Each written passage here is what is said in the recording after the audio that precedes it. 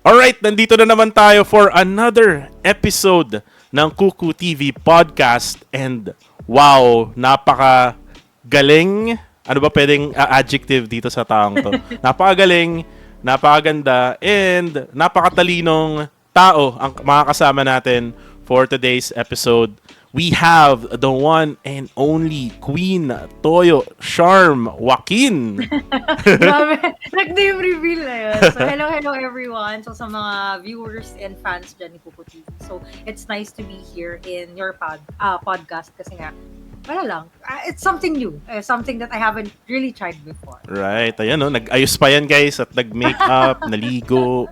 Kahit sabi ko na, kahit wag na. Kasi saglit lang naman to eh. Pero anyways, QueenToyo, who just recently won 3 awards. First is yung Meme Award. Second is the Top Excellence Talent Award. And then yung Duo of the Year Award. Wow. 3 awards in just one day. Ang tanong dito is, were you expecting all of those awards na makukuha mo? Or nandun ka lang, happy ka na with the nomination? Ako, honestly, happy na ako with the nomination. I wasn't really expecting yung 3 awards kasi pamalakasan naman yung mga kalaban dun sa lahat ng categories eh. So, parang each category talagang malalakas yung contenders. But I guess, in terms of skill, feeling ko lahat naman pantay-pantay eh. Kasi lahat naman tayo, di ba, may kanya-kanya tayong mga strengths. Meron tayong kanya-kanyang mga forte. It's just that, I would say, siguro yung supporters ko lang din talaga is very solid when it comes to mga nominations. Talagang masipag sila kasi kung tutusin, very challenging yung pag-nominate kasi kailangan pa ng screenshot, ganito, ganyan. So I think, right. yung nomination talaga, yung votes ng viewers talaga yung nakatulong. Kasi if I'm not mistaken, like, part of the criteria for judging came from internal ata ng Tencent, if I'm not mistaken. And then a part of it yung sa nomination. So, feeling ko yung internal, pantay-pantay tayo eh. So, nakatalo tayo sa voting. Sa voting lang talaga, no? And actually, you mentioned your followers or yung supporters mo. Di ba usually, yung mga content creators, sa mga streamers, may mga tawag sila sa mga fans nila. Like, for example, si V Cortez ng Team Payaman. Hi mga VVs. Ayan, si Kong TV, hi mga paa. For sure, ikaw meron kang tawag sa mga supporters mo, QueenToyo. Cuties. Cuties, ayan. Actually, ako wala akong naiisip, no? Sa mga supporters ko, no? Oo nga, medyo challenging you eh. Ito, share ko lang dati. Dati kasi, when I was like starting streaming pa lang or casting, magpapamigay kasi ako ng mga load. Kung maalala mo yun, no? Yung mga pa-open CG ko dati. Load! Hindi lang yun, yung subscription. Subscription. So, ang tawag ko sa mga supporters ko dati, mga followers ko dati, mga bold masters. Kasi nga, yung load nila, sinasabi ko, load pang bold nila yan. Pero syempre, hindi rin siya pang bold. Syempre, pang laro rin ng PUBG Mobile. Kumbaga, joke ko lang yun. Pero anyways, yun nga. So, mga cuties, no?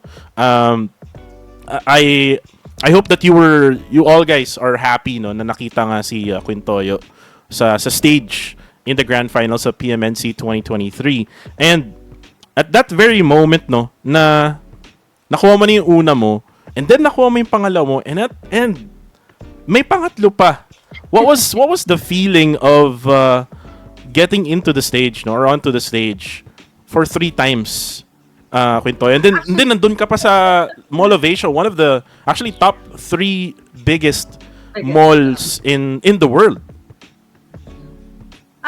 Actually, partly medyo nahiya ako kasi binanggit nung host na, wag ka na kayong bumaba ng stage, yung nag-joke si Spear. So, medyo nahiya ako ng very like, or not in a bad way, like, medyo kasi unexpected nga at the same time. So, I didn't really know what to react at that very moment. Parang everything felt surreal. Parang, totoo ba to? Parang, ayun. So, it was, I guess, overwhelming seeing a lot of people there supporting PUBG Mobile Philippines. Tas nasakto nga na merong award. Were you expecting this like nung first time kang nag-try mag-cast? Like, actually, let's go back, no? Let's go back, QueenToyo. What was the first time or kanino ka nakipag-cast nun or ano yung kinast mo nung unang time ka na nag-cast? I really started off with local or community tournaments alone. So solo cast pa yung uso nun. Pero ang I'm not sure if you remember, pero ang pinakaunang duo cast ko talaga is ikaw. Sa Gameling yun, no? Sa Gameling Oo. Coronation, season 2, Right. if I'm not mistaken. And I remember that na hindi ka pa ganyan kapayat nun. Oo, sobra. Actually, I still have like screenshots of yung live natin nun, and I was really, I don't know, fat talaga, for the lack of better term. Talagang, I think nasa ko nun, 80 plus kilos. Wow, kasing So, sobrang layo kasing bigat mo. I mean, now I am around 88 eh. So, pero kasi di ba kasing pag bigat sa mo. babae, mas kita siya eh. Ay, oo. Sa lalaki kasi parang yung 80 plus, parang ano pa yan, And medyo normal pa yung build niyan. And then I remember that time na wala ka pang braces nun, right? Or meron na? Wala pa. Wala. Oo. Parang Wow. nung pandemic kasi pinatanggal ko siya. Tapos, yun, nung hindi na nag-pandemic, doon ako nakahanap ng ibang dentist. Kasi ang weird yung dentist ko kasi taga-Antipolo pa. So, hindi ko siya mapuntahan kasi nga lockdown. And then you were using an iPad nung time na yun. Yes. Oo. As your, So, wala akong PC nun. Oo, wala I akong think PC that nun. was your face cam nung time na yun, right? Oo, correct. And then now you're using, what kind of face cam na ba ang ginagamit mo ngayon? Hindi, naka-PC na ako eh. Tapos, Anong brand na or anong model na yung ginagamit mong face cam? what do you mean? Like, Yung camera ko mismo? anong, ano yan? Logitech? Logitech C9. Wow. 20? Ayan. So, sa mga aspiring dyan, content creators, streamers, casters, ang standard talaga is yung C90, 920 ba? 920. Ayan, C920. Kung gusto nyo ng mas angat ng konti, you can go for C920. Or yung sa akin, since nakita nyo medyo maganda, mas maganda sa kanya. Oo. Malinaw nga yung sa akin kasi is Elgato Facecam. Ayan. Which is nabili ko siya for I think 10k or 11k yata nung time na yun. Pero now mura na lang to. I think 9k na lang siya pagka binili mo ng cash data blitz. Pero anyways, yun lang, just a little bit of information for some of the viewers out there na alam kong gusto rin nilang i-express yung sarili nila kasi hindi naman lahat nagkakaroon ng pagkakataon na magawa tong mga ginagawa natin, QueenToyo. Pero yun nga, going back dun sa usapan natin, that was what year? 2020 ba yun? Or yata 2020, I think, kasi nag-start ako, if I'm not mistaken, mag-cast October or November. okay. Tapos nung nagka-partner tayo ng duo cast nun, parang 1 month pa lang ako nagka-cast. Okay. And I remember it now, QueenToyo. Ito legit to, hindi ako ma-acting. Then naalala ko lang na you were referred by one of the peeps from Demigods, no? Yes, Demigods yes. Esports or Demigods Gaming pa lang ng time na yun. And Correct. I was part of Demigods din nung time na yun. Just an FYI to those viewers out there, I was actually one of the founders of Demigods Esports or Demigods Gaming or yung clan na Demigods. Na I'm not sure kung ano na nangyari sa kanila lang ngayon, pero hopefully na may namamahala pa rin dun. Na Inactive na ata. yeah, probably. Pero yun nga, those were the times na talagang sobrang active ko when it comes to going live on PUBG Mobile, like myself playing talaga. And then at the same time, I am actually working full-time with a full-time job. And then nagkakast pa ako. So basically, ito yung mga araw na malakas pa ako. Na batang-bata pa si Kukutv. Ngayon medyo may signs of aging. Medyo nawawala na tayo sa kalendaryo. Malapit, ilang buwan na lang. Like, I think February na pala. Kala ko, January 15 eh. Ang tagal kasi ng January, di ba? Pero, it's already February 3. Ngayon yung recording date ng aming podcast. So, in just a few months from now on, wala na ako sa kalendaryo. Well, speaking of age, QueenToyo, I mean, if you don't mind, kasi it's fine. Kasi there's a lot of peeps out there na think na ang babata pa natin. Oh, actually, yeah, I get that. Sa work ko, like just an FYI, I worked for the past 3 months, I worked for TikTok. And then I resigned, and then I now work for Uber. Yung mga nakaka-work ko, they were saying na I'm like 26, 25. So, syempre, ang unang reaction natin dyan, uy, thank you. Uy, thank you Same tayo ng reaction. Halata ba? Sabi ko, halata ba? Uy, thank you.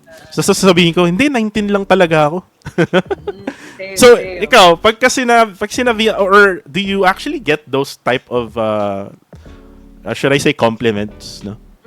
Yeah, actually it is. It is a compliment, especially for us na millennials. No? Kasi mga Gen Z sila yung mga bagets-bagets mo talaga eh. So, ewan ko, it's fun letting people guess your age. Tapos kapag nagbigay sila ng mas mababa, yun, same reaction tayo. Uy, thank you parang salamat, ganyan.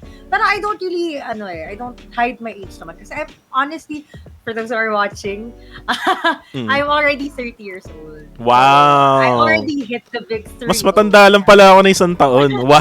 Oo. So, ayan. Kaya, like ko sinasabi, tita na ako.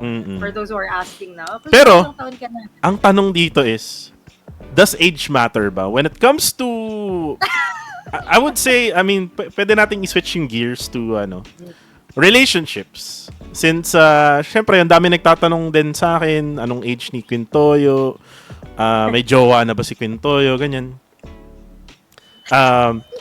Does age matter ba when it comes to relationship for you? I guess in general, it works for some people, but I mean, for you. For me, no. I mean, it does. I mean, do you wanna share about your current relationship ba? I mean, kasi ako, to be honest, wala akong idea kung sino or ano. I mean, nakita ko na siya, 'di ba? Nung non-showbiz. Nung PMNC. Hindi kami ganun nagkakakilala ng formal kasi parang nagka-fist bump lang kami, nagkamayan lang kami, pero never mo siyang napakilala actually ng very formal. Pero probably, since this is my podcast, this is the time, no? And also for the viewers to get to know yung, ano bang side mo to? Yung sweet side ni QueenToyo. Piling tao lang ang nakaka-witness niyan, honestly. Ay, talaga ba? Sorry. Oo. Talagang more on the bardagulan side talaga ako, majority. Pero when it comes to age, when it comes to age, mas bata sa'yo yung partner mo ngayon or? No, same. Ay, wow. Kasi may mga nakwento ko saan before na like, grabe yung mga age gap eh. Kabag yun. Kabag lang yun. Nascam ako dun. Okay. Pero when it comes to, like since, I mean, we do PUBG Mobile naman together, no? Like, we play it, we cast it. Have you ever had, ito na yung mga tanong no?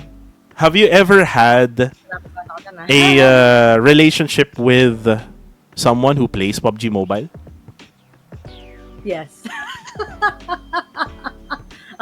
Hindi na natin siguro to i-reveal ng like pangalan, no? Let's probably just do it with initials. Okay lang ba sa'yo? Initials, ayan. Initials. Parang ano to, Sharid. One word?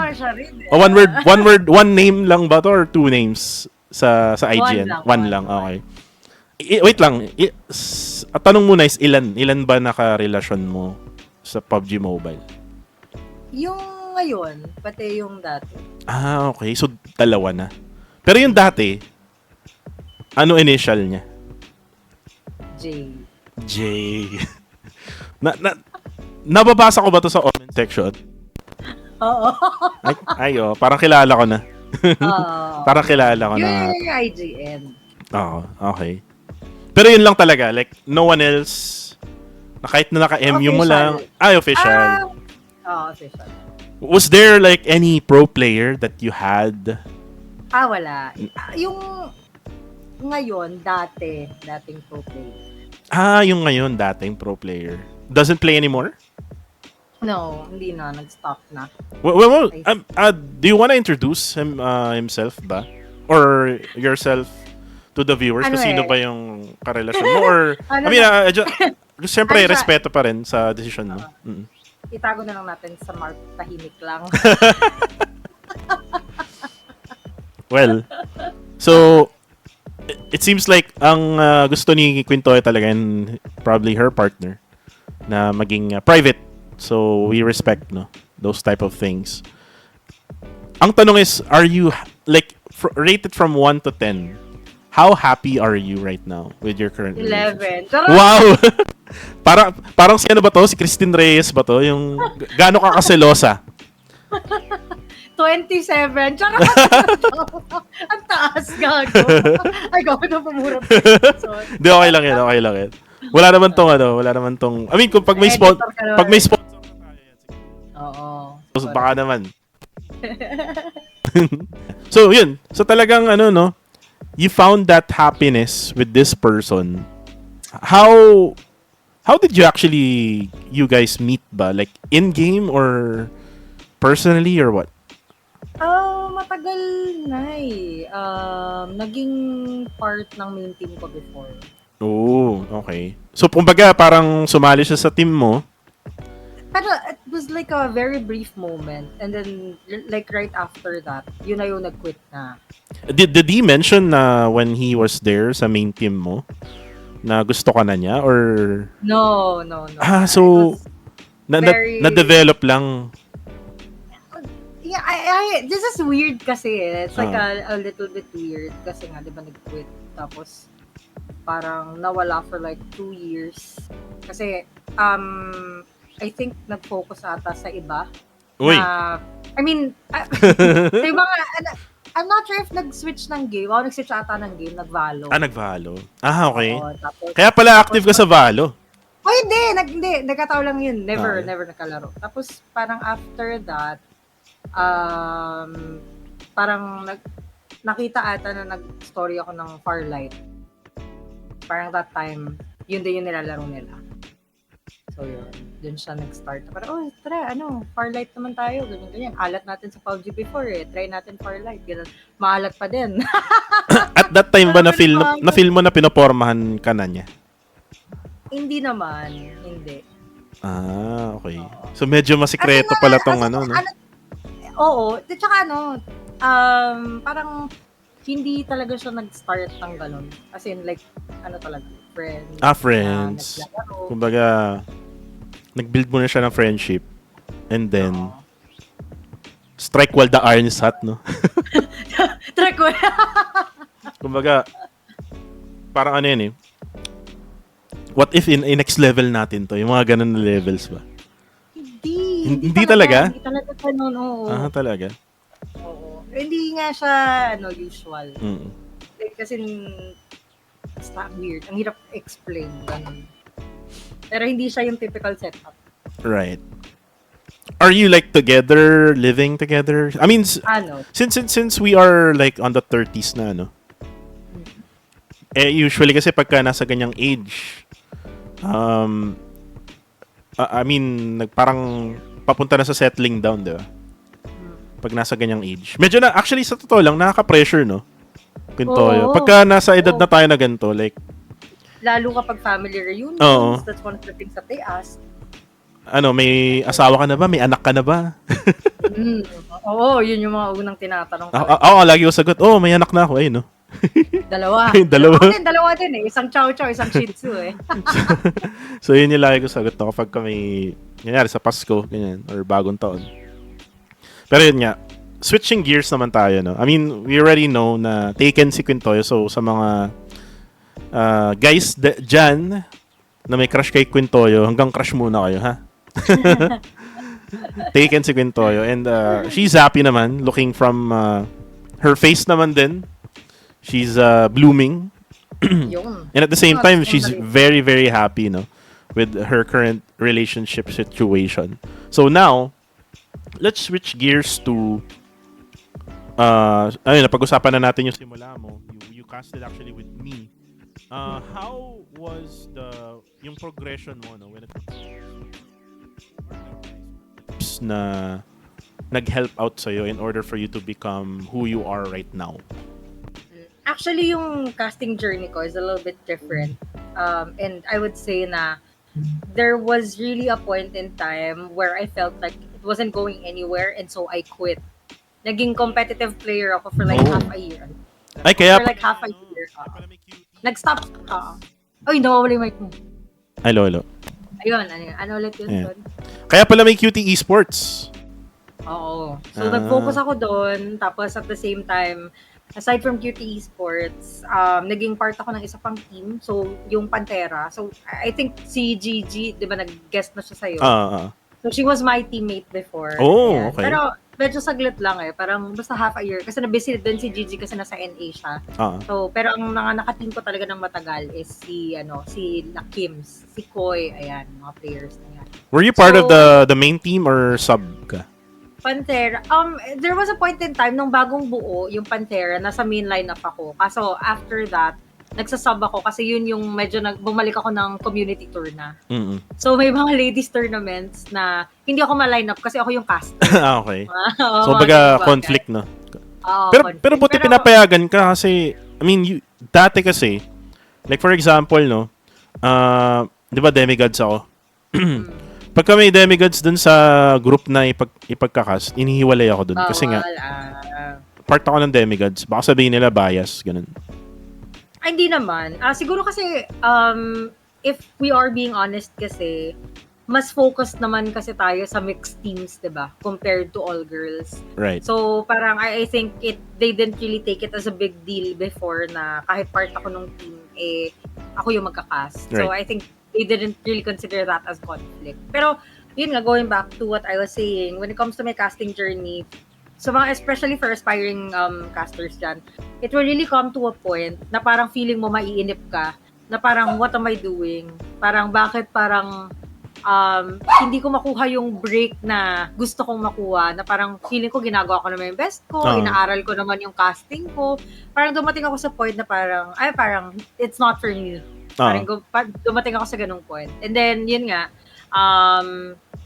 bigla lang nag-reach out sa akin si Direct Loki Gaming. Right. Yan, of Team One Man Prod. Tapos parang sabi niya, uy, meron akong project dito, pure English cast sa Tap Out X na org.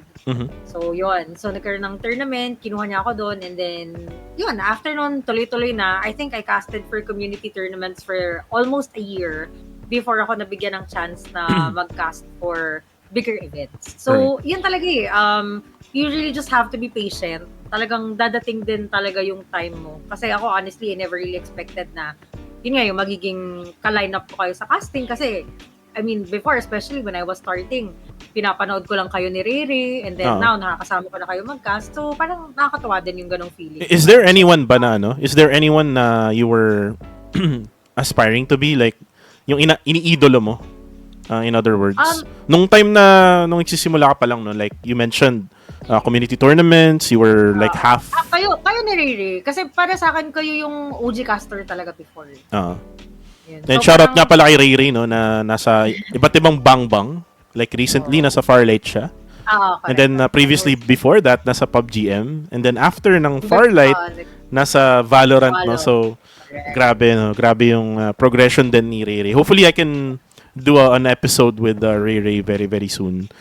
Kung ma-free up siya. And I know she is very, very busy. Pero yun nga, I appreciate no, na you mentioned my name as well.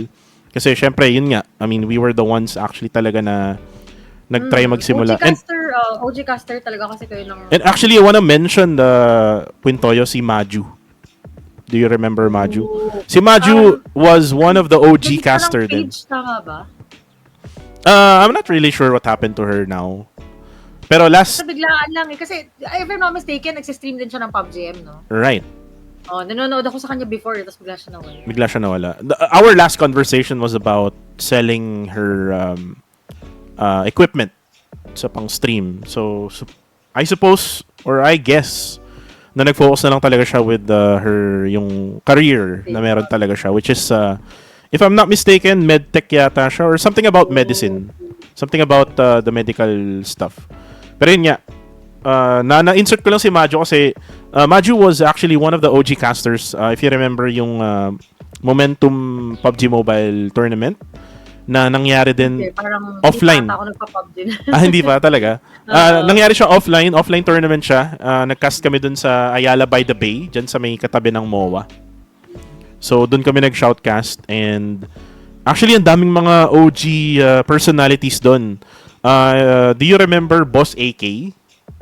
Hindi Oh, 'di yun eh. ba? Talagang as So, in medyo bago pa talaga. I mean, yung nakakast kita nun for Gameling. As in kaka-start ko lang din talaga nun okay. mag-PUBG. So Actually, medyo bago-bago talaga ako ang sa gandang i-ask tuloy sa'yo, no? Since sabi mo na kaka-start mo lang din ng PUBG M nung time na yun, what made you play PUBG Mobile that time? Actually, it's a really funny story kasi iba talaga yung laro ko before. I used to play ML. So parang I'm not really a gamer Carry main pero ka, di ba? Carry main. oh, oh, carry main ako. Eh, Oo. ano kasi siguro peer pressure. I Oo. mean, people were playing ML dun sa dati kong company and then I resigned, transferred to a different company. Walang naglalaro ng ML sa kanila. Ang naglalaro nila PUBG M. Oh. So, nag-download ako para meron akong bonding with them kasi may mga times na vacant kami, wala kaming magawa, tapos nanonood lang ako sa kanila maglaro. Sa mga hindi nakakaalam, magugulatin kasi ako. Super magugulatin ako. Nagulat I na ba kita swear. in one of the times na Hindi, nagkasama tayo in one parang venue? hindi, Parang hindi, hindi hindi pa, pa naman. hindi pa, hindi pa. Okay. Pero magugulatin talaga ako. Lagi ako sumisigaw sa game, ganyan. So, ayoko talaga dapat maglaro ng PUBG. Kaya lang, parang loner naman ako. Naglalaro sila, tapos nandun lang ako din sa ano namin, Right. sa tambayan namin. So sabi ko, sige, try ko. So first few times, talagang puro lang ako sigaw. Tapos parang medyo na-enjoy ko na siya. Natutuwa ako kasi may mga nakaka-random akong Pinoy, tapos kakasapin ka nila, ganyan. May mga nakalaro ako. Parang that time kasi, puro friendly pa yung mga players eh. So kahit bobonak-bonak ako maglaro, hindi ako natatrash. Wait lang. Hanggang sa, Gusto kong mag-insert sa sinabi mo. Bakit mo nasabing friendly dati? Ano ba ngayon? kasi honestly, probably because a lot of players transferred to PUBG M dahil may mga ibang games na nawala, di ba? So, Right. iba sa kanila, nagka-try out ng different games. Ah. So, mas lumaki yung community natin. And hindi talaga may iwasan na meron talagang a percentage of those people would be toxic. not so friendly. Na toxic yun. Medyo, We'll talk about that in a different topic later, no? Pero I want you to continue your story. Go ahead. So, yun. So, very friendly yung mga tao. Hanggang sa meron akong group. So, 3 sila. Taga Baguio sila eh. Hanggang ngayon, actually, nakakalaro ko sa nakausap ko sila. Anong mga agents nila? You wanna shout them out? Levi, yung kalaro ko talaga. 3 kasi sila eh. Mga bagets sila. I think college sila that time. So, working na ako nun. Tapos, nagagalingan talaga ako sa kanya super. Tapos, may 2 siyang babae na kasama. So, sumasama ako sa kanila, 4 kami. Tapos, may times na yung 2 girl, hindi siya nakakapaglaro. So, naging beshi-beshi ko si Levi. Right. Hanggang sa, ang dami namin naka-random, ganyan. Hanggang sa may mga nakilala akong may clan. Tapos, doon ako nag-start, naging part ng community. Kasi nung una, as in classic player lang talaga ako na wala talagang alam at all. So, ayun. Kaya, nakakatuwa. But, naging active na lang talaga ako sa PUBG M pandemic kasi yun yung literal na lockdown at wala akong magawa. so it's more of you are saying peer pressure, no? From the workplace that you had. Yes, exactly. And by chance lang din talaga na naging interested ako kasi even though I used to play ML a lot before, I didn't know anything about the community.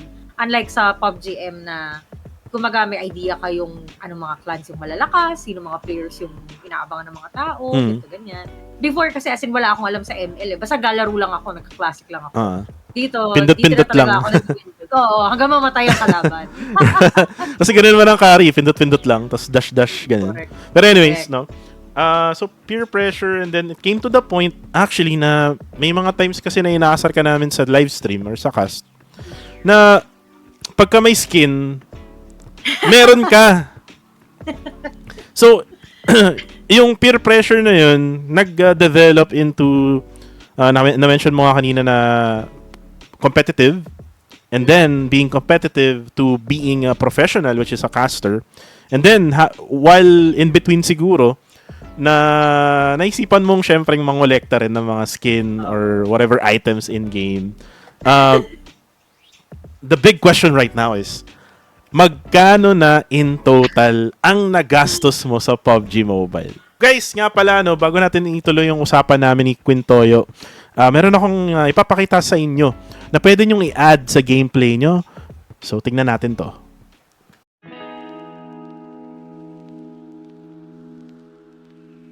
Sabi nga ni The Rock, if you smell what The Rock is cooking. Pero ngayon guys, may kakaibang fragrance akong gustong i-share sa inyo. Nakipag-partner ako with one of the newest trusted perfume brands in the Philippines. Let me tell you about Straight King. Ang pinakabagong fragrance na pwede nyong i-add bago kayo maglaro ng favorite games nyo like the game I'm playing right now. Sobrang bango ng laro ko to the point na ako lagi ang MVP. Lalo na kung may kaduo kayo with the scent that would boost your confidence. Talagang straight na straight kayo ng kaduo mo to the next level. Highly recommended to sa lahat at available in select stores.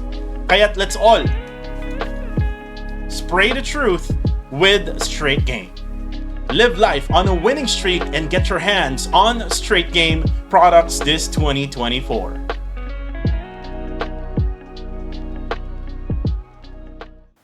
Do you know? Hindi actually. Pero lagpas 6 digits na. That's for sure. Lagpas Kasi, 6 digits? So 7? Hindi. I mean lagpas 100K. Okay. Ganon. Kasi, bigyan ko na lang kayo ng idea.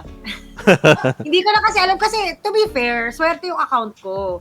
May mga times na pag nag-spin ako ng barrel, nakukuha ko siya agad. Kumaga, I didn't really have to spend a lot of money. For example, yung Vector ko, nakuha ko ng 540 UC lang. So, 10 spins lang yun. Yung isa kong Uzi, ganun din. So, overall kasi, ang skins ko ng barrel nasa 46, 47.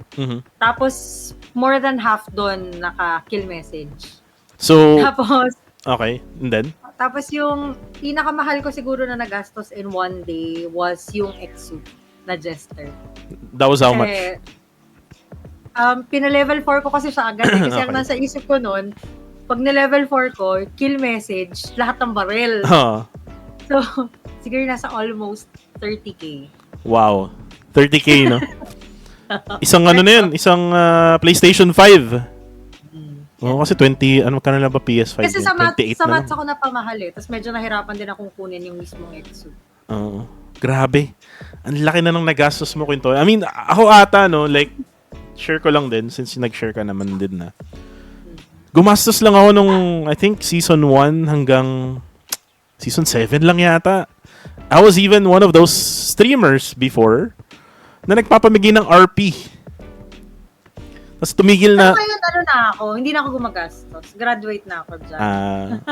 Ang masabi ko lang, kung hindi pa kayo nagsisimulang gumastos sa laro, huwag niyo nang simulan. Kasi sabi ko dati, kukunin ko lang yung Groza. Pinakauna kong pailaw Groza. Yung, kalimutan ko yung pangalan, basta yung pink na Groza. Sabi ko, kukunin ko to, para lang may pailaw ako. Gusto ko lang naman yung umiilaw. So, kinuha ko siya, ni-level 4 ko. Tapos sabi ko, parang lugi. Kasi pag kinuha ko to, makukuha mo siya sa ano lang, sa airdrop. So, sabi ko, kuha ko ng isa pa. Kumuha ko ng DP. That time yung DP, hindi pa siya nakukuha sa lahat ng maps. Era lang. So, sabi ko, parang lugi ako kasi era lang. Paano pag scrims, tapos mira kami maglalaro, or saan mo, hindi wala. So, nadagdagan na naman siya. Uzi naman yung next ko na kinuha. Tapos, sabi ko, kaya lang, favorite gun ko kasi M4 eh. So, kumuha ko ng So, in short, hindi siya mauubos. Like, you'll always find something or any type of reason para bumili ka ng panibagong pailaw. So, pag yun nasimulan. Kumbaga, nakaka-addict siya. Yun yung sasabihin ko. Nakaka-addict siya. Pag nasimulan mo na, may moment talaga na hindi ka natitigil. Hindi ka na makakontento. Which leads to my next question. If there will be some time na ibebenta mo yung account mo na punong-puno ng mga skins na meron ka, how much would be the value?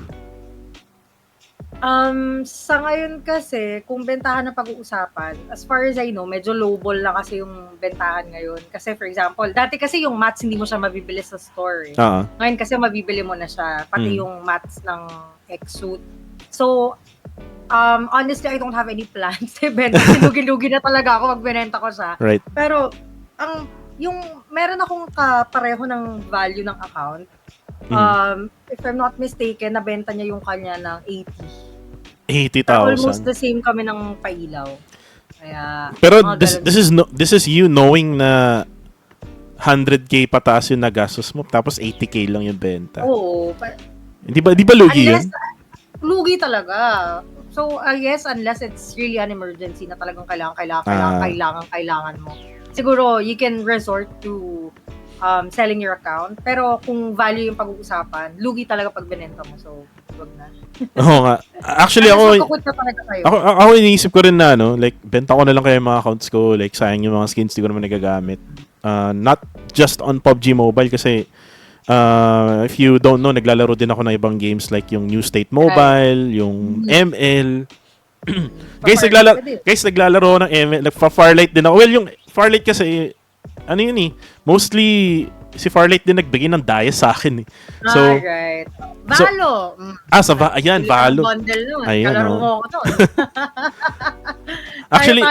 Actually, binibida ko nga siya sa trabaho ngayon kasi nagtatanong sila ano doon nilalaro. Sabi ko, Valo, ganyan. Sabi ko, Valo, may mga skins ka ba doon? Sabi ko, meron. Gusto niyo laruin niyo yung account. Nakabundle ako doon. Oo, nakabundle ako doon. Tapos, sinasabi ko na, gusto niyo kayo na lang maglaro kasi di ko na nilalaro. Oh, actually, account ko din eh. Karamihan friends yung gumagamit. Hindi ko na nilalaro kasi yung PC ko ngayon nagamit. Na-downgrade ko. Kasi nasira yung dalawang slot ng RAM. So, bumaba yung RAM ng PC ko. Naka 24 ka before, di ba? Oo, 24 ako before. Ngayon, 8 na lang. So, talagang downgrade. Pero, by the time na makaipon ako for a PC, which is di ko siya priority. So, medyo matagal pa siguro na makabili akong bago. Siguro na lang kung masira ulit ito. Kumbaga, antayin ko na lang na mamatay yung PC ko. Pag wala ka ng choice. Oo, kasi syempre, some of my works are done on my PC. So, syempre, pag walang PC, wala tayong content, wala tayong podcast, wala tayong pangcast, and everything else. Siguro, regular job lang yung magagawa ko. Pero anyways, no? Going back to sa topic natin na PUBG M. So yun, 80,000 from 100k. That is only if emergency happens. Now, let's switch things up, no? Napag-usapan na natin yung simula mo, yung kung paano ka nag-grow as a caster, kung sino yung mga nakasama mo eventually. Ngayon na nakuha mo na yung 3 awards. Let's actually switch gears to just recently, you got nominated sa Philippine Esports Awards. Ito, sabi dito, congratulations QueenToyo for being the first, actually you're the first nominee for the 2023 Play-by-Play Caster of the Year Award. What was the feeling of being nominated sa ganitong klaseng award event? Uy, grabe yung ano dyan. Kasi, I got the notification when I was tagged. So, kumbaga, hindi ako ganun ka-familiar with how it works sa Philippine Sports Awards. Though I am familiar with it kasi I think may mga nakita ko nag-share about it, ganyan. Especially sa mga nauna pang nominees na ibang categories. But I never really expected to be nominated, to be honest. Kasi, for me, parang hindi ko ramdam na parang, alam mo yun, na magko-qualify ako sa ganyan or that people would actually think na I am worth nominating sa Philippine Sports Awards. So it was really very, I don't know, overwhelming, and I was really happy na parang, parang di ko in-expect to But honestly, you know, yung nomination is already a big deal for me. Not really expecting to win dahil mabigat din yung mga kalaban pagdating dyan kasi Philippines na yung pinag-uusapan. But I'm really happy kasi people appreciate the craft that we're doing. So, right. And you know what? I was just scrolling dun sa page nila.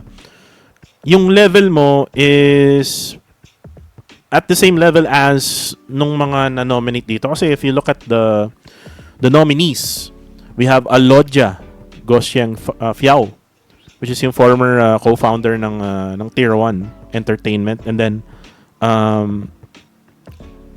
skip ko na tong mga teams saka games. Ito, Myrtle Sarosa. Grabe, no? Nagseseksihan at naggagandahan ang mga kalibel ni QueenToyo. And then we also have here yung mga journalists, no? Like Carlos Pineda. We also have Chantel. Sa color caster. Sa color caster naman siya. So, big names are naka-line up, no? Together with your name on it. Siguro nasabi mo na yung feeling mo kanina na masaya ka. Yes. Very happy. Did you even imagine this being happening now nung mga nagsisimula ka pa? Kasi No. I mean, kahit ako I mean, when I was starting, I just wanna have fun. And then, correct. sumunod na lang yung Bigyan mo hobby, diba? Sumunod na lang yung sahod. Alam mo yun? Oo, correct. Lahat naman tayo nag-start ng libre talaga lahat eh. Kumbaga hobby lang. Kumbaga, blood, sweat, and tears. Ika nga. Oo. Hindi ko talaga in-imagine. Hindi ko talaga in-expect. Kasi, I also have a full-time job. So I was thinking, okay, so since it's pandemic, it's work from home, it's something that I can use to, kumbaga parang just enjoy. Kasi pag work from home ka kasi, you wake up, you eat, you work, and then walang travel time, walang preparation na kailangan. Kumbaga kahit gumising ka 5 minutes before ng shift mo, it's fine. So, ang dami kong spare time talaga. So, at first, yun lang talaga something to pass the time with. And then, ayun, hanggang sa, technically, we're already doing it full-time na rin eh. So, it's already a job for us na rin at the same time. So, kumbaga, I never really expected to get paid in doing what we do kasi it's something that at first talaga, if you're not getting paid for it and you're enjoying, it's out of passion eh. Oh. So, hindi ko talaga in-expect na kumbaga mananominate ako sa gantong event, mananalo ako dun sa PUBG Esports Awards, and let alone babayaran dun sa pagkakast. Yun pa lang eh. Hindi ko na in-expect na mababayaran eh. Tapos yun, nandito na tayo. So, kumbaga, there's still a lot to learn. Kasi kahit naman gaano kagaling ang isang tao, kahit siya pa yung pinakamagaling na caster, meron pa rin i-improve yan or meron pa rin kailangan pag-aralan. So, that's, I guess, another step for me to take na, okay, even if I won this award, kumbaga, and I got nominated here, what else can I improve? Right. Para, kumbaga, tuloy-tuloy lang. Is there wow. Miss Universe yung sagutan. Is there like one word that you can say to anyone who are struggling right now with shoutcasting or just basically streaming or sabihin na na lang siguro natin i-focus na lang natin sa shoutcasting.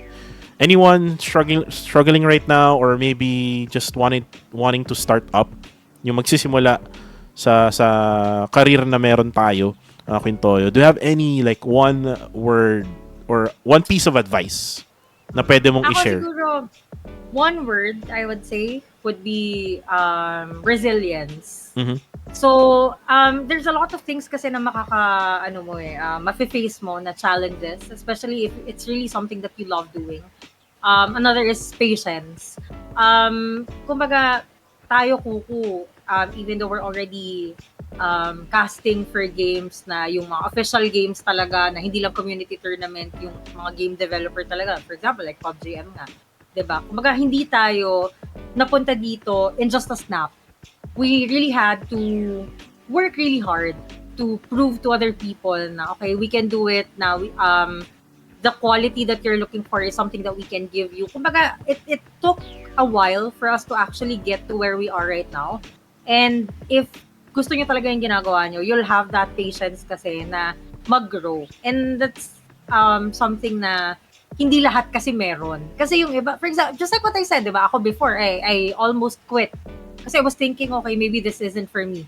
And partida, hindi pa ako nagkakast ng kasing tagal ng iba mga nagkakast, diba? And I already lost hope. So yun talaga eh. If you love what you do everything to improve, you'll have the patience. You need to have the patience to get there. So, right. Yun yung payo ko sa kanila. Wow. Miss Universe levels na naman. Ano parang sinasabi mo is like yung advice ni John Cena. Ay, ano yan? You can't see me lang. Hindi, yung never give up. Never give up. Kasi the moment actually sinabi rin to ng one of the women I had before. yung mga ex ko na actually I think nasa US na siya. Stop when you are done, not when you are tired. Oh, that's true. I like Kasi that. when you're tired, you can actually just rest. You don't really have to really stop. Kasi the moment you stop, talagang wala na talaga yan. You cannot really redeem yourself. Or you cannot really continue on whatever you're doing na passion mo sa buhay. Kasi, yun nga, kasi pag nag-stop ka na, syempre, you're cutting ties no, with whatever na ginagawa mo. But when you're just resting or nagpapahinga ka lang, pwede mo siyang balikan the moment na sabihin mo sa sarili mo na, ready na uli ako. Nakapagpahinga na ako, I have full energy to go back and do whatever I love doing. And siguro yun yung nakuha ko, no, coming from whatever you said, which is, you mentioned, one adjective is resiliency. Wow. Resiliency. Sana marinig ko yan sana sa mga kas natin in the future, no? Pero yun nga, resiliency is what you need, guys. For me, siguro, you have to be patient. Kung wala kang patience, doon ka matatalo. Totoo. Kumbaga, yun yung especially downfall. Kapag yung nirarush mo kaagad yung mga bagay-bagay. Kasi, merong ibang tao kasi, parang, if they get one compliment, parang, shit, ang galing mo na. Parang gano'n. It doesn't work like that eh. Kasi one compliment should just be a fuel for you to keep going, and do better. Kumbaga, parang the goal kasi is for you to top whatever it is that you did. Kasi, dyan mo masusukat yung improvement mo eh. So, kapag nakakuha kayo ng papuri, don't let it get to your head.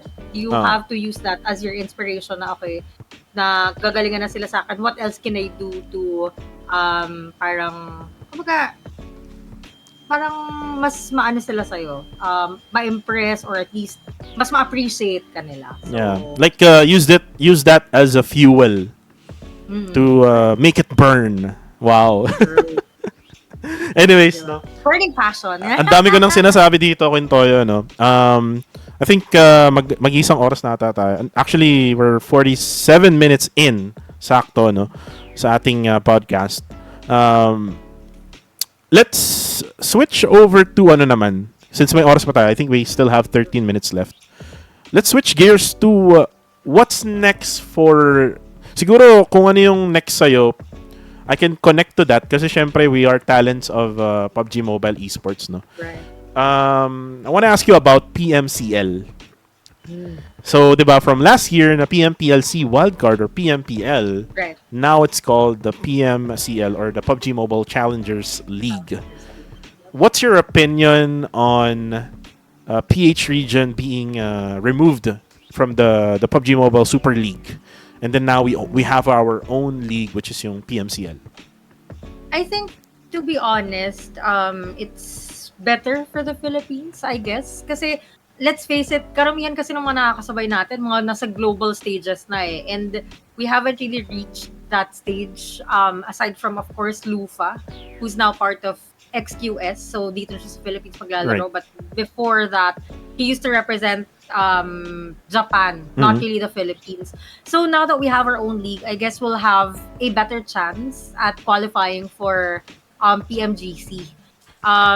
We're not saying na we're not as strong as those other teams, pero in terms of experience, I would say lamang kasi talaga yung ibang mga teams and ibang regions. Especially yung mga Thai teams natin, yung mga Indo teams. So medyo hirap talaga tayo makipagsabayan. Aminin natin yan. Kasi kung experience at experience ang pag-uusapan, mas ano talaga sila, mas lamang talaga sila. So now that we are going to be in our own league, then I guess ano talaga siya, bigger opportunity talaga siya for the Philippines. So hopefully we can dominate kasi again, every year we keep saying sana this is the year for us to qualify for PMGC. Sana ito na yon. But so far, we haven't really reached that point yet. So, hopefully for 2024, ito na yon para sa atin. Right. And you mentioned actually, that was my next question. You mentioned about Lufa going to Exquisite Esports. And nasabi ko na rin to on the previous podcast, so episode 1, if you want to watch that,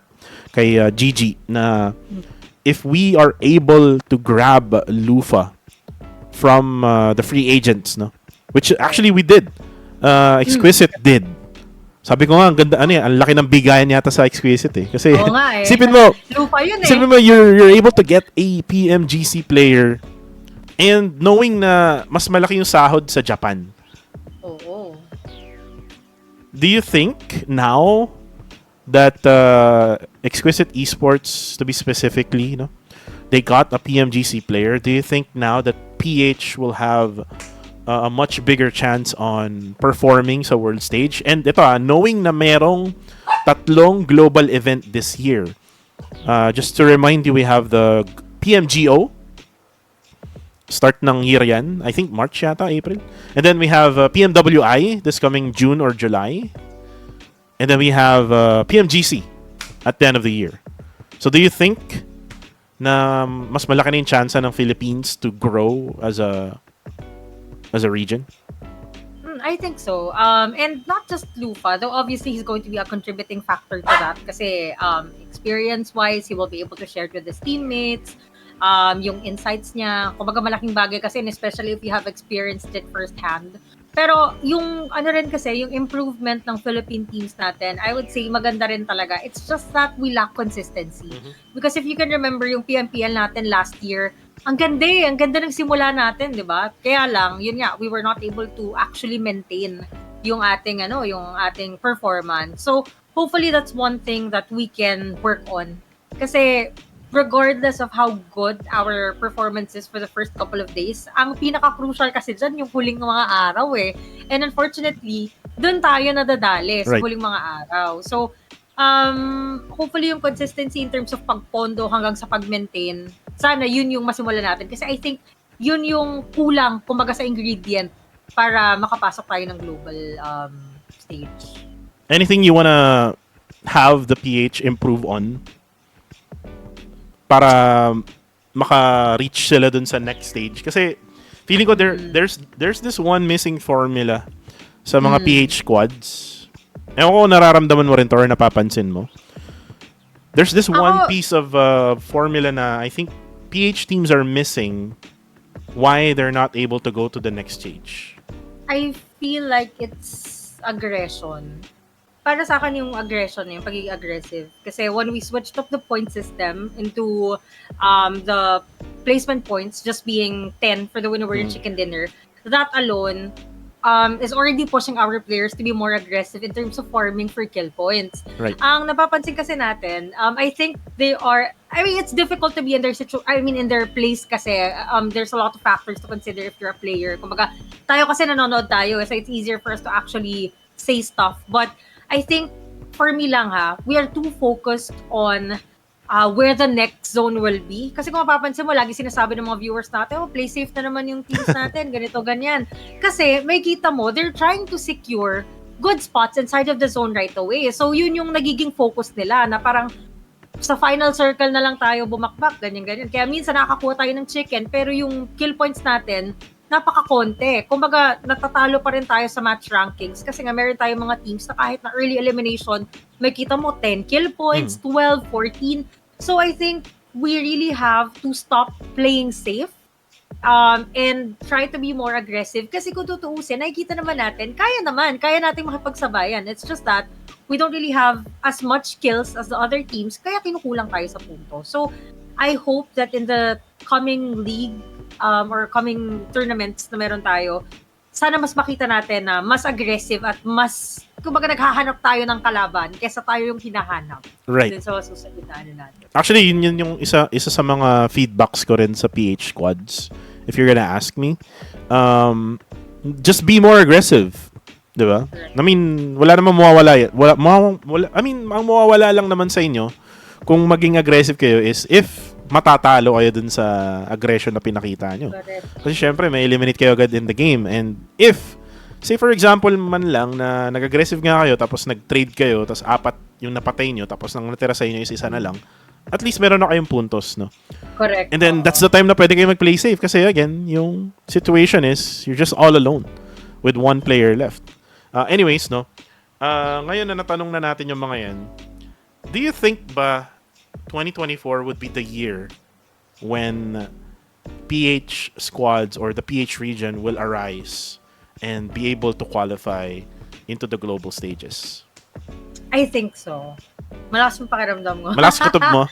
Manifesting. At tingnan natin kung baka masumpa ako na kasi masisisera. It's been like 3 years na ata, Toyo, na we are casting international tournaments, even in global tournaments na there's a Tagalog broadcast pero wala namang PH Quad. I mean, there is a Filipino player which is Lufa, pero iba yung feeling talaga pag merong isang PH Quad no na lalakad matatag sa ating mga global tournaments no. So, if you are optimistic no when it comes to PH Quad being in this year's actually yung sinabi ko 3 global event, then yun nga sana ay mangyari nga siya kasi para at least naman may reason yung I mean mas malaki yung reason nung pagkakas natin no ng Tagalog broadcast.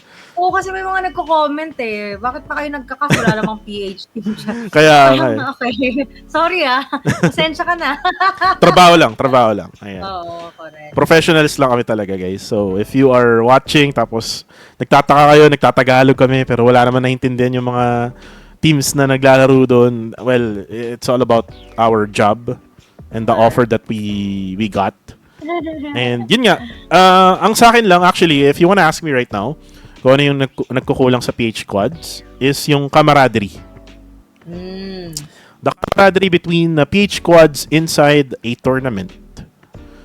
Meaning, since we are in PMSL, ang kalaban natin is Myanmar, Cambodia, and Singapore, right? So, when I say camaraderie is, kapag alam na nila na merong isang PH Quad na maganda yung chance na makapasok ng next stage.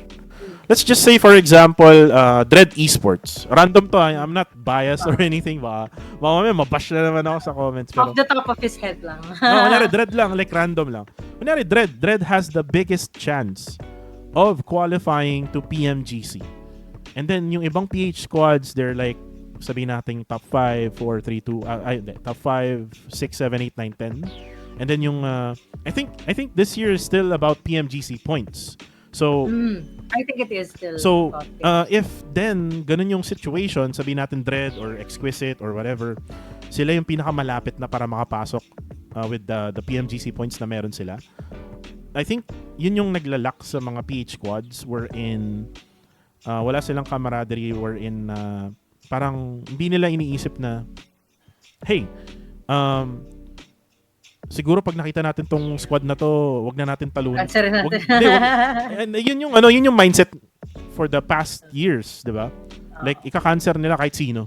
They're not even thinking na, uy, sila sila sabihin natin sila fourth row to. They have the most chance of getting onto the next stage. So why not kung mapatay natin yung isa or dalawa sa kanila, maybe let's try to loosen things up a bit. Wherein hindi mo na nila papatayin. I mean, I'm not promoting teaming up.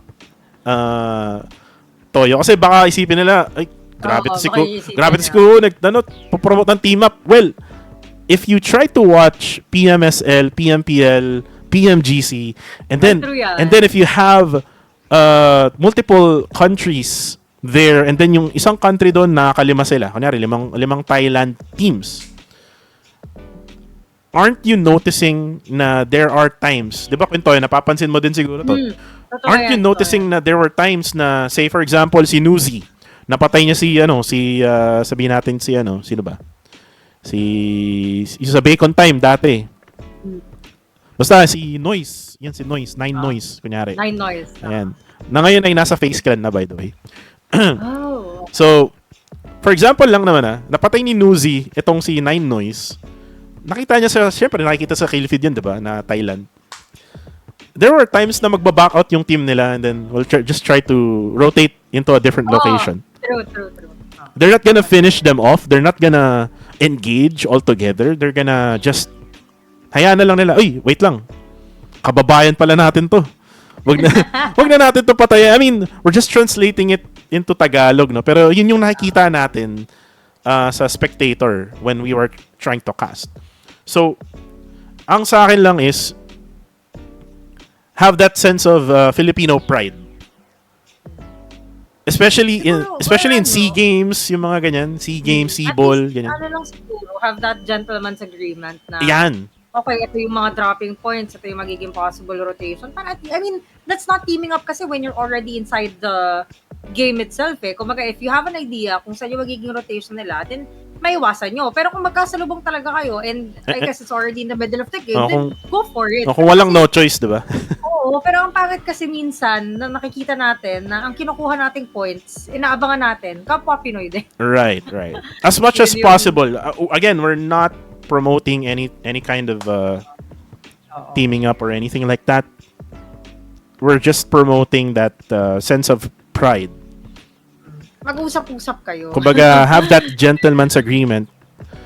I mean, we're all siguro young adults naman siguro na yung mga pro players natin. 17, 18 pataas na sila, diba? So, have that sense of maturity din when it comes to playing, no? In order for them to be successful. I mean, be proud of someone else's success. 'Di ba? Paminsan-minsan. Kung hindi talaga kaya ng team nyo, then why not give it to the others? 'Di ba? I'm not saying na magpakamatay kayo, mag-drop kayo dyan sa specific spot, tapos magpakamatay kayo for... Huwag yun ang cancerin. Kumbaga, konting, what do you call that? Ano bang tawag dun? Konting, nasa dulo ng dila. Consideration. Ayan. Consideration. Pagka napansin nyo ng PH squad yun nandun. And if alam nyo naman, like for example, Enigma. Alam nyo naman ang Enigma sa Sanok. Dropping point yan sa bootcamp. Di ba? Huwag na kayo mapagkanseran sa Enigma. Oo. Hayaan nyo na yung Osja. Hayaan nyo na yung Osja Esports na maglalaro rin. Sila yung magubusan doon. Maglalaro rin pala yung Osja sa sa PMCL. So, I think yun yung dropping point din ng Osja sa Sanok. Yun, hayaan nyo na sila. Huwag nyo nang sabayan din kasi just doesn't make sense, no? If you're a Filipino fan, if you're from the PH region, na ganun yung gagawin nyo. Pero yun nga, medyo nawawala na tayo sa topic. QueenToyo. Again, let's go back to you na. So, PMCL, PMGC, na pag-usapan na natin. Actually, I asked Gigi about this in the previous podcast. I think there's still a couple or a few more free agents available. Alam kong tapos na yata yung transfer season. Tapos na eh. So, this is just for siguro dream team na lang siguro purposes. Kung meron kang ipapasok na 3 players huhugutin, no, from whoever teams that are not able to qualify sa PMCL this year. Kasi the only time that they qualify is through PMNC. After nun, wala na eh. Next year na, antay sila next year ulit. Sinong 3 players ang huhugutin mo from the available players? Hindi nakapasok yung BDIF. Yeah, right. So, I've always been a fan of BDIF. So, I think if you're going to ask me players from BDIF, namely si Migs and si Emas. Si Kree from Elevate Incognito. Kasi in terms of experience, kumbaga PMCO yan MVP yan diba? So 2021 ba yun? Ata. So I think he'll be a really good addition to my dream team kung dun sa mga hindi nga nakapasok. So, right. Yeah. So Emas, Migs, and Kree. Wow. Napansin ko lang sa inyo ni Gigi, halos pareho kayo kasi the only thing that made it different is yung pangatlong player. She mentioned Evil. And then sa'yo naman, you mentioned Kree. And then the rest the same, which is Emas and Migs. Actually, talagang sayang no na hindi nakapasok yung BDIF. I actually saw them. Siguro nakita mo rin sila nung offline tournament nung nangyari sa MOA. Na the moment na nakita nila na hindi sila makapasok, even if hindi pa tapos yung laro, they actually left the area already. Like I saw the face of DJ, I saw the face of Migs and Emas. Ba sila? I cannot recall kung pangalan. I cannot even recall din. I think pero if I'm not mistaken, medyo malayo eh. I think top 7 or 8 yata sila. Hindi ako nagkakamali. Correct us on the live or not on the live but on the comment section below. kung pang ilan sila. Pero yun nga, sayang eh. And I saw their faces nung time na nalaman nila hindi sila qualified. They felt really sad. They felt devastated on the situation. And then knowing na, alam mo yun, their previous teammates, I'm speaking about yung team nila Emas and Migs, which is yung West Point Mamba. They have Michi and Jarel and Federales as their teammates from the last year. And knowing na yung tatlo na kasama nila before was able to get into the pro leagues because Michi is now with Playbook Esports, Federales is now with Harami Bro, and then Jarel is also with Playbook Esports. Sobrang para sa akin, if I were in their shoes as well, I would feel devastated kasi bakit sila, no? Parang ganun yung magiging tanong ko sa sarili ko. Bakit sila, they have that chance now, tayo, we're not there yet, we're not able to even qualify in the local tournament of PH. With the, actually kasi, tapos na yung transfer, di ba, sabi natin. With the transfer season close na for this season ng spring. And by the way, I'm not sure if we're gonna have summer PMCL kasi ewan ko, binago kasi ng esports ng ano eh. Yung format eh, yung esports format ng PUBG Mobile eh. There's spring, summer, and fall. Kulang na lang winter. Magiging kanta na, di ba? Winter, spring, summer, and Oo, fall. di ba?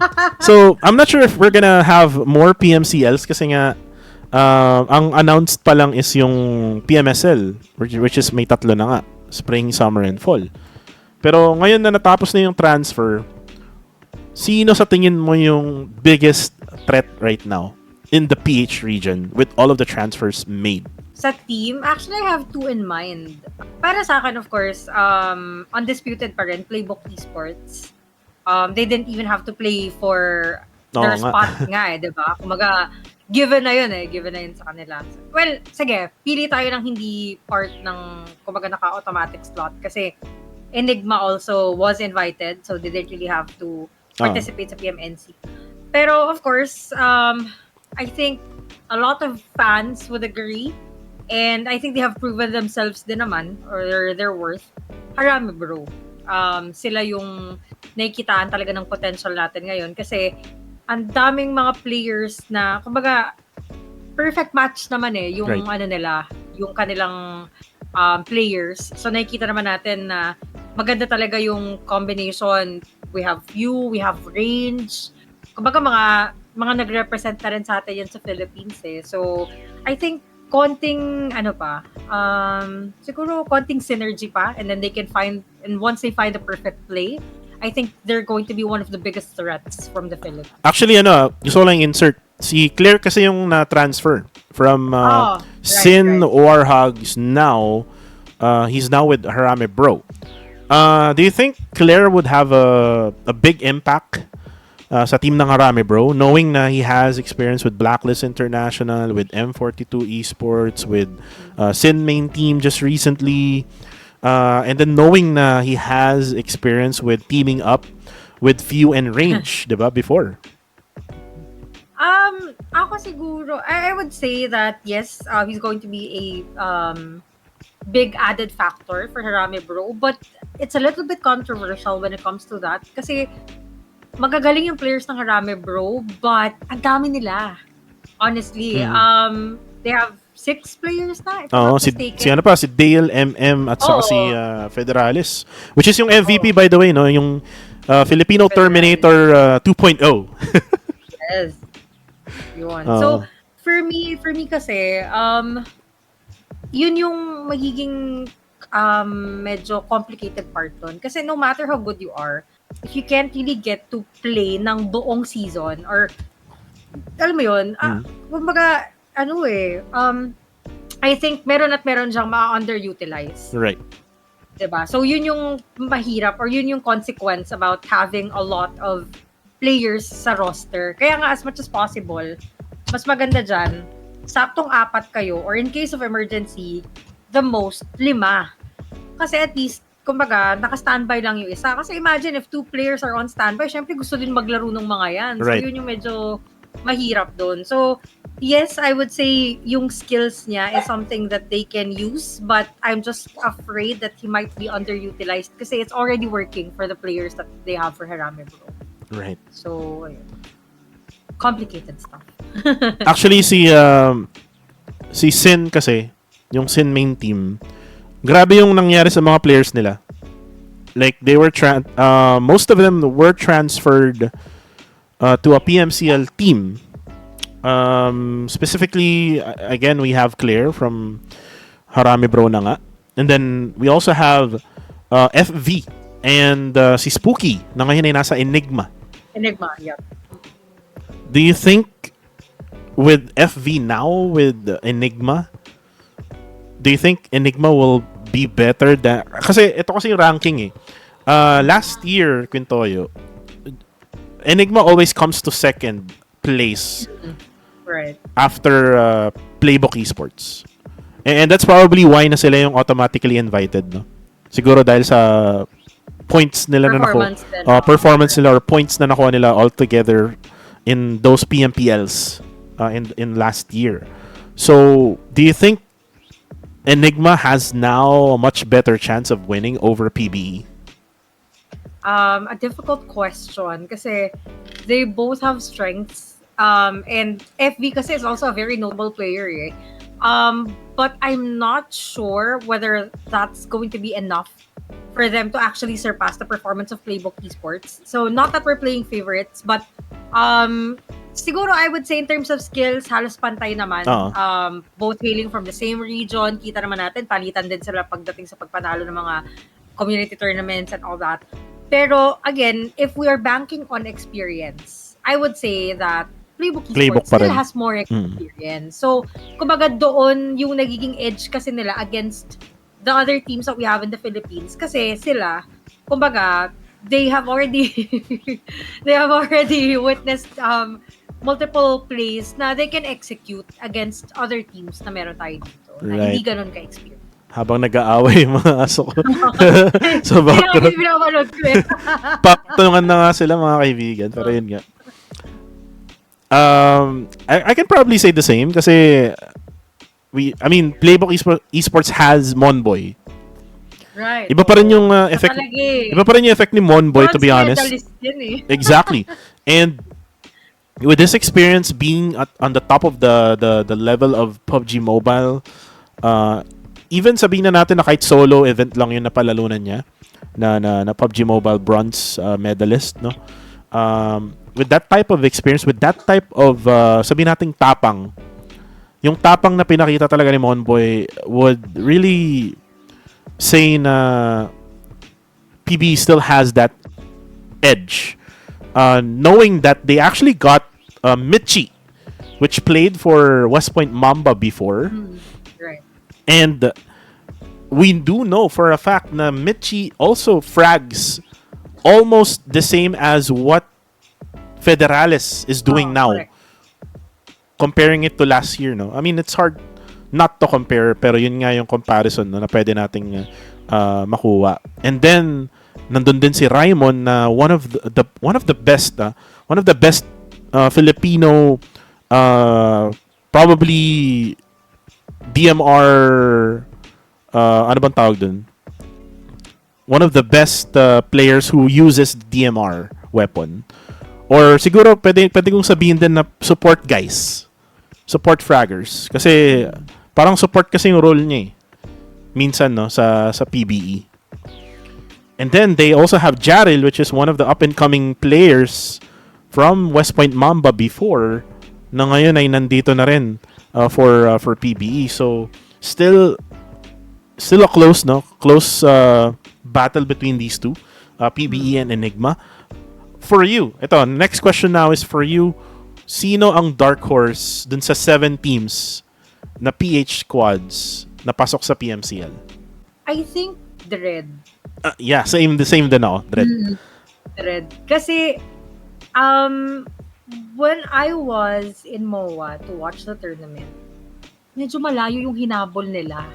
And it was like a last minute, what do you call that? Push. Grind or push or, alam mo yun, parang talagang clutch time kung clutch time talaga yung ginawa kasi ng Dread doon eh. Kumbaga, dun sa final, I think it was the final match kung saan na-secure talaga nila yung ano nila eh, yung spot nila. Ay, oo. And Naalala ko. kasi Kinamayan ko si ano nun. Kinamayan ko si Lanjut, si Moy. kasi kung yung final match talagang buhos talaga sila. Talagang ako nung una, as I was looking at the scoreboard, medyo nakakahinayang yung MSI kasi I thought that MSI was gonna be a part of the top 7 or top 5 pala, top 5. Oh, they deserved it actually for me Oo, maganda yung ano nila eh. Maganda yung naging play nila and they deserve were very nila consistent. makapasok, 'di ba? Oo, kaya pero, nung last pero ang dami kasi, ang dami kasi pwedeng makapasok din kasi. So, anyways. Dikit-dikit kasi yung yung points nila. And yung sinasabi natin, meron yung final moments kasi, yung final matches, yun yung pinaka-crucial talaga. And I can't really say that they dropped the ball, but other teams really gave it their all and more for them to get there. Kagaya nga nung ating Dread. And sumabit pa yung elevate natin na ngayon, STE na. Right. And actually yung yung strangers ngayon na elevate dati, na dating Game Lab, they actually did the same thing as last year. Remember, they were like 9th place before sila naging champ. I mean, second placer talaga sila technically, pero due to the circumstances, sila yung champion nung last year's PMNC. Right. Pero grabe rin yung ginawa ng Elevate Esports nung PMNC. Talagang inangat din nila yung sarili nila, same as what Dread did nung time din. So there were a lot of circumstances din na di mo alam kung sino yung papasok. And I think di pa nire-release ni B-Boy lang pala yung video namin na like may camera sa amin, and then we were like reacting to what was happening nung last game. Mura kami ng mura nun. Talagang tawa rin ng tawa si Loki kasi mura kami ng mura. Pero anyways, actually andun din si Sir Bench. Katabi namin si Sir Bench, tawa siya ng tawa sa amin. Kasi nga hindi namin alam kung sino yung papasok talaga sa PMCL. Pero yun, yeah. Same ako ng answer sa'yo. Dread Esports is one of those, or is actually the dark horse of PMCL for the PH region, no? We're not really sure yet of the other regions kasi kung di ako nagkaamali, hindi pa yata tapos yung sa Myanmar region ng PMNC. And I think kung di ako nagkaamali din, hindi pa pasok. Tapos na ata yung sa tapos na yung sa Cambodia. So basically ang inaantay na lang natin is yung sa Myanmar region. Na SG ba tapos na? SG tapos na, mas nauna pa sila sa atin. Nauna sila. Oo. Okay. And yun nga. And the reason why also that I mentioned that Dread is gonna be the dark horse, medyo nagugustuhan ko kasi yung laro ni Jibna. Watching him from last year doing solo tournaments in community gaming scene, in show matches, nakikita ko yung will to win niya, to win those mini tournaments, those community tournaments. And now that he's able to show up in the big stages like PMNC, and then now able to get to PMCL, I think he is one of those most improved pro players in our scene right now. And masaya ako na makakita siya in the next Challengers League niya. We also talked about Lufa. We talked about Arame Bro as well. We even talked about yung Strangers Extreme, which is yung bagong Elevate Esports. Meron ba tayong na-miss? Baka may na-miss tayo, baka magtampo eh. Wala naman yata tayong na-miss, no? Wala tayong na-miss. Ayan, so sana wala talaga kami na-miss kasi kung may na-miss kami, ay sorry. Sorry. So, yun na. It's already like 1 hour and 23 minutes. QueenToyo, siguro this is the time for you to give out your final shoutouts or anything that you want to say before matapos tong episode na to. Thank you for having me here, syempre. Like I said, this is going to be my first podcast ever. So, it was a really fun experience, just like talking about it. Nagkaroon na pala ako before. Pero I think, lang yun like, parang like random stuff lang siya about the Underground series. But anyway, ngayon kasi mas in-depth yung usapan natin. And of course, thank you sa mga viewers and supporters na meron tayo dyan. Not just my solid supporters, but also the supporters of PUBG Mobile Philippines. Kung wala yung mga supporters ng game mismo, wala kami dito. So that's one of the things that we're thankful for. And of course, ayun nga, wala pa yung official voting dun po sa Philippine Esports Award. Ipo-promote ko na rin yan. No. Sabihin ko sana hindi pa po, hindi pa nire-release yung lahat ng nominees. Right. But once all the nominees have been released, i-release nila yung mechanics on how you can vote. So hopefully you can support me there as well kasi PUBGM represent. Ayan. Right. Ayun lang. So yun na nga, no? Maraming salamat, QueenToyo, for actually, this is a really short notice thing na I did with you, and I really do apologize, no? Kung very, very short notice.